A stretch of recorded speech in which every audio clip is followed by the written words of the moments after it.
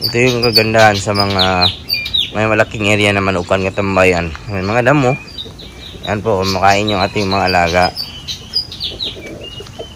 So, kahit pa paano, mahuli tayo ng dating dito sa ating manukan, makapamerienda na po sila ng damo. Ang iba, dito pa, hindi pa po mababa, naubos na yung pagkain. Yan po, kahit pa paano, nabubusog yung ating mga alaga dahil sa pagkain ng damo. Hindi sila magutom. Ang ating mga alagang sisiwan doon.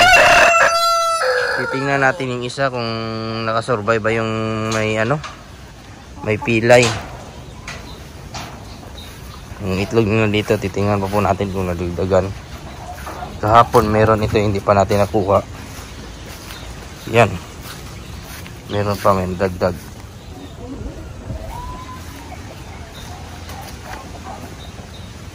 Yung sa gilid ng ating manukan, ano na yan, sapa, ay irrigation. So sa ngayon, 4 pa lang yung nakikita natin na itlog. Meron pa dito, marami. Ginin natin yung mamaya. Magpapakain muna tayo. Ating mga manok, grabe kumasla. Roster natin. Sa pag-produce ng magagandang itlog po ng ating mga breeders, pinaka-importante, pinakamalaga po talaga yung pagkain. So, dapat masustansya yung nakukuha na pagkain. At kung maaari po, kung tayo po'y mag-aalaga, kung kaya natin tustusan, dapat mag-feeds po tayo. At magbigay din po natin Smeta Plus na pang electrolytes, calcium, mayama sa minerals. Tamang-tama po yan sa ating mga alaga. Kung tayo po'y magpaparami ng itlog, gusto natin makakolekta ng maraming itlog. Hindi po tinitipid ang mga ganito ng mga manok.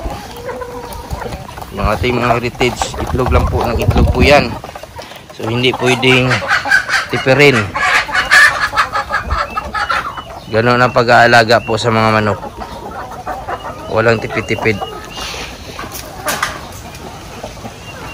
Ang ating mga manok na iba, hindi pa bumababa. So natatakot din kasi yung iba dahil yung ating roster napakarami. Baka bawasan natin ito, kukunan po natin. At sa mga kaibigan po pala natin na gustong interesadong bumili ng ating mga alaga, pwede ko po itong i-package lahat ng ating mga manok po sa halagang 50,000. 100 heads na po yan, kasama na po yung nasa 60 heads ng mga 2 to 3 months old. So ito, malusog po yan. Sa mga gusto mag-upisa po, automatic na po yan. Pwede natin ibigay lahat ito. So, yung ating mga alaga na mga rooster, meron mga babae, mga breeders natin, meron tayong Rhode Island Red, may Black Astrolorp, may Decal Brown. So yan po yung ating mga alaga. May dalawa tayong Saso. Yan. Ano pa? Meron tayong Cross Heritage Kabir. Sa mga mag-upisa dyan, tamang-tama po ito na makamura.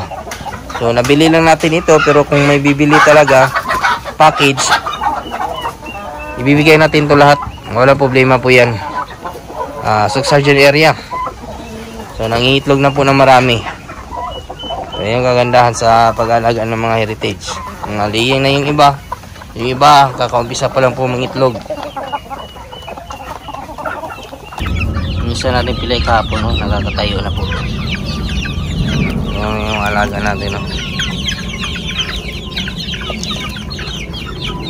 Ako, sinasanay ko po sila ng pellets. Kaya na po kasi nila kainin ito. Ganito kalaki. At yung ating mga manok naman po, yung ganito kalaki, kung wala po yung choice na walang makain, kakain po yan kahit ano ibigay po natin. So meron naman po tayong mga damo dito na marami. Kung ayaw nila, hindi, kumain sila ng damo. Ganun lang po. Pero mga ganito kalaki, ang pinaka-the best po talaga ay Negro 2. Ang atin nga lang kasi ang available ngayon ay pellets. Hindi pa tayo nakabili. So, isa muna yung ating mga alaga. So far, wala naman tayo nakikita kasi nakikita may sakit. Kung meron man, ano natin yan, separate. So, ito, bibigyan ko po ito araw-araw ng Panamox 40 pang dipinsa lang po kasi naka-range na po kasi yung ating mga alaga at yung panahon po natin pangit pa rin po. Mahirap na mo magkasakit, at least may pumdepensa po tayo. Muna po yung ating Panamox 40 katamayan. Lalabas na po natin yung mga manok po last time nga may mga pilay. So yung iba talaga hindi naka-recover. Kaya po nito. Kaya po yan. Ito ang magagawa dyan. So may mga nakalat pa ata. Yan. So yung ating kulungan, nilinisan po natin. At yan, papainumin natin yung mamaya ng ating Intenso Plus. Prepare tayo. Pagkain din po nila, ipiprepare po natin para sigurado kakain. Mamimigay po pala tayo ng mga sisiyo mga katambayan, at ito yung ating ipiprepare po. Magpaparapol po tayo at mamimigay tayo ng cash po sa live po natin. So sana abangan nyo po yan sa Agrisenso po, alas 12 po ng Webes po. So yan, ating handa. Sa 45 po natin ng mga breeders katambayan, nasa 35 po yung ating mga babae at nasa 10 yung ating mga tandang. Kung ito total po natin ito lahat, kung sa tag 1 to ng mga babae per head, sa 35 times 1 to, nasa ano po yan. At yung ating 10 po na lalaki, nasa 1.5 per head. So nasa 15,000. So suma total, lahat-lahat ng breeders po natin kung bibilhin talaga, kung i-per head po natin, hindi natin i-package, ay nasa 51,000 po. So yung ating mga dito, mga 2 to 3 months old, lumalabas po na na lang po natin yan, free na lang po yan. Nasa 60 po yan. So yung atin nga dito, kung bibilin lahat, 50,000 po ito lahat. Kasama yung nasa loob. Wala po yung may sakit. Napaka-healthy po niyan. Kung meron man, sa nakikita ko po, isa lang po ata nung binili po natin. Kaya sa mga kaibigan natin dyan, arat na po. Sa mga gusto bumili lang, walang pilitan. Sub-Sergeant area po tayo. Yan lang po ngayong araw mga katambayan, at nagpapasalamat po pala tayo sa mga bago po nating subscribers and viewers. Welcome po sa aking channel, at kung kayo lang po ay napadaan ngayon, sana po ay consider nyo po ni-subscribe, i-follow at i-like yung ating page. Napakalaking tulong po yan o channel. Kung may mga katanungan naman po kayo, ilagay lang po sa comment section at ating sasagutin. At huwag kalimutan i-click yung notification bell para sa mga susunod na videos.